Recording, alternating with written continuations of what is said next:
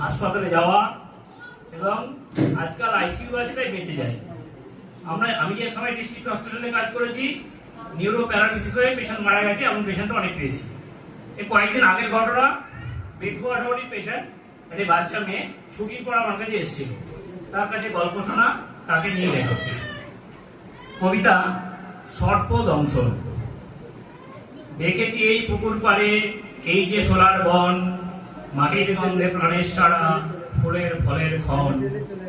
বায়ু আমায় শক্তি দিল, মুক্তিতে আকাশ, প্রাণের দোলাই শশী রবি, জলেতে বিকাশ। কুড়ে ঘরে দিয়ে বেড়া, সংসারেতে বাস, ছোট খুকি সকল বেলা আমার প্রাণের শ্বাস। ঝুঁকটি করে সূর্যি মামা দিঘির কালো জলে, ববের মাথায় হাট বসেছে পাখির কোলাহলে। শুকনো পাতার নড়াচড়া, ব্যাঙের পোকার ডাক, রাতের পথে ঘুরছে লতা, আধারে তল্লাট। পড়ার শেষে গল্প শুনে আমার কোলে খুকি, 10টা হলে নিশতি রাত, ঘুম দিয়েছে উঁকি। অনেক রাতে নড়াচড়া, খুকির কেন বমি, হেথায় লতা ঘরের কোণে নিয়েছে তার জমি।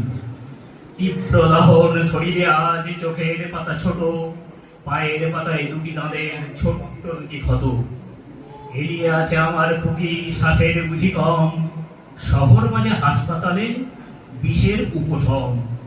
রাত দুপুরে সেবিকার চিকিৎসকের বিষম লড়াই শুরু, 2 দিন বাদে খুলল যন্ত্র, আমার বুকটা দুরু দুরু। জমের বেশে কালা ছানা, কোলটা আমার খালি, বিজ্ঞানেতে বিধান তাহার, 2 দিন বাদে খুকির মুখে বুলি। হাসপাতালে এমার্জেন্সি, মানুষ বাঁচায় কত, সবাই তারে সুস্থ রাখি নিজের সাধ্য মতো। নমস্কার।